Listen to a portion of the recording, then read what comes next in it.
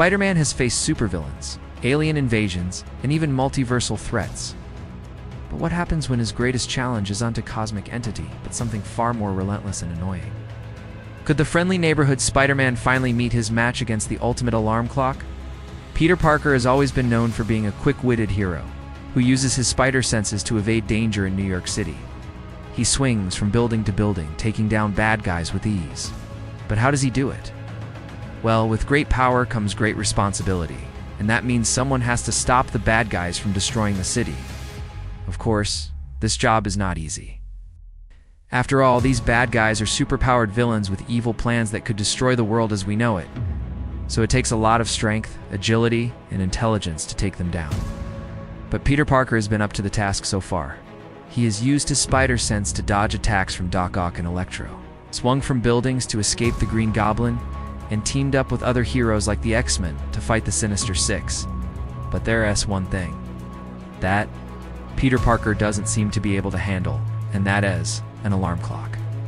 It's 6 in the morning, and Peter Parker is wide awake staring at the ceiling of his room. The only sound in the room is the faint hum of the refrigerator downstairs. Suddenly, an ear-piercing alarm starts blaring. Peter shoots up in bed and frantically searches for the source of the noise. He looks around the room and sees that the clock radio at the foot of his bed is flashing red. He stumbles over and shuts off the alarm. "Just my luck," he mutters. "I never seem to get a break." Peter throws back the covers and gets out of bed. He yawns widely. "I could really use some coffee right now." As he walks over to his closet, he notices a framed picture of him and his late Uncle Ben. In the picture, Uncle Ben is smiling and giving Peter a thumbs up.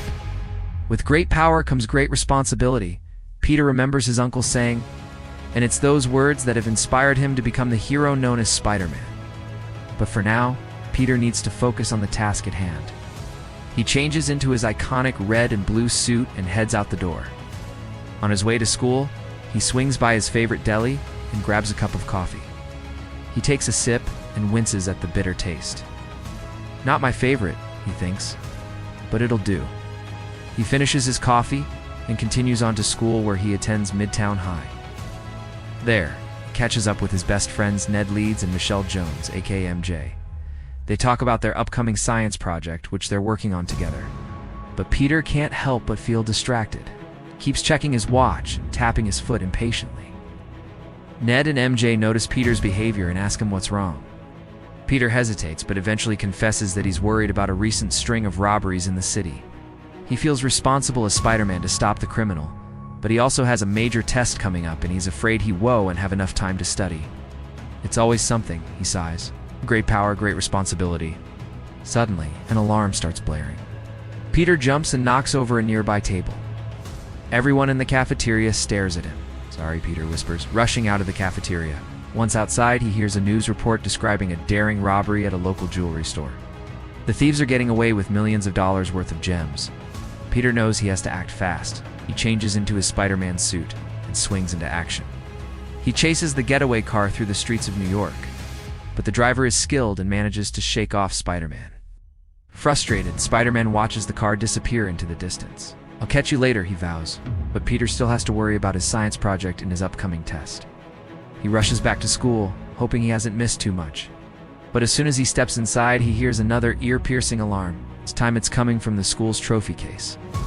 Someone has broken in and stolen the championship trophy. Peter knows he should focus on his studies, but he can't let the thief get away.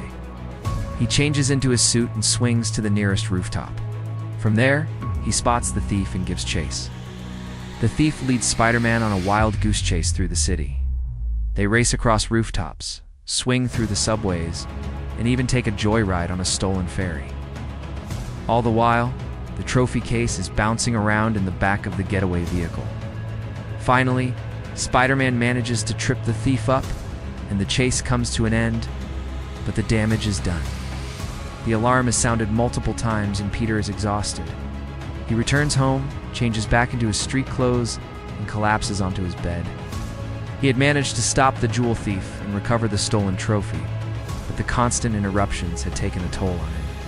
Just then, Aunt May enters the room. She looks at her nephew with concern. "You look exhausted, Peter," she says. "Maybe you need to take a break from being Spider-Man for a while." Peter understands what she's saying, but he knows he can't give up being Spider-Man. It's just who he is. "Thanks for the advice, Aunt May," he replies, "but I can't do that." With great power comes great responsibility. Aunt May nods knowingly. She knows that Peter is right, but she also worries about him. Being Spider-Man is dangerous, and she wants her nephew to be safe. "All right," she says, "but please be careful, Peter. I'm always worried when you go out there." Peter hugs his aunt goodbye and heads back to his room. As he lies down on his bed, he reflects on the day's events. He had faced down 2 criminals and recovered their loot. But he had also been interrupted multiple times. He knew that being Spider-Man meant that he would always be on call, but he never imagined it would be quite this exhausting. Just then, his spider senses start tingling, sits up in bed and listens intently. He hears a faint scratching sound coming from the window. Peter knows what this means. He changes into his suit and swings to the window. Looking out, he sees a small figure clinging to the window ledge. It's a young boy who had climbed onto the roof and is now stuck. "Don't worry," says Peter. "I've got you." Spider-Man reaches out and grabs the boy, pulling him to safety. Once inside, Peter changes back into his street clothes and talks to the boy's parents. He learns that the boy had been trying to retrieve his kite, which had flown onto the roof. "It's okay," says Peter. "I understand. I used to love playing with kites when I was younger." The boy's mother thanks Spider-Man for saving her son and asks if he would like some cookies. Peter accepts and enjoys the cookies while chatting with the family. It's a nice change of pace from the usual chaos he finds himself in. As the night wears on, Peter begins to relax. He finishes his homework and studies for his upcoming test. He even manages to sneak in a few games of video games before it's time for bed. He crawls into bed and falls asleep easily. For once, there is no sound of sirens or alarms. And that's the story of how Spider-Man beat the ultimate alarm clock. What did you think of the story? Do you think Peter will ever be able to get a break from all the chaos? Let us know your thoughts in the comments below. Hope you enjoyed the story, and we'll see you next time for more adventures of Spider-Man.